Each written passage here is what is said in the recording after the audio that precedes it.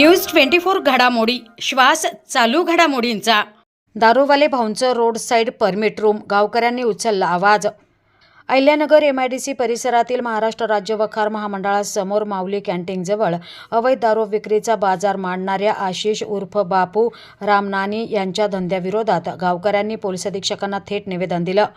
गावठी देशी विदेशी दारू अशा सर्व प्रकारच्या मालाचा साठा रस्त्यावर सर्रास विकला जात असून दारूचं गॅरेजच इथे उघडलंय का अशी विचारणा नागरिक करतायत। या ठिकाणी फक्त दारू विक्रीच नाही तर रस्त्यावरच उघडं परमिट रूम तयार झाल्याचा दावा गावकऱ्यांनी केलाय। दारू विक्रीपेक्षा रोडवर वन साइड परमिट रूम चालू आहे असं गावकरी म्हणतात। विशेष म्हणजे या परिसरात महिला कामगार आणि विद्यार्थिनींना त्रास सहन करावा लागतोय। गावातील काही महिलांनी तर विचारलं, दारू विकली म्हणजे बाईच्या मुलीच्या छेडछाडीला परवानगी मिळते का? स्थानिकांच्या मते या व्यवसायाला पोलीस प्रशासनाचे दुर्लक्ष मिळालं आहे। 100 आणि 112ला फोन करून पोलिसांना बोलावलं तर पोलीस येऊन टेंभा दाखवतात आणि परत जातात अशी तक्रार नागरिकांनी केली आहे।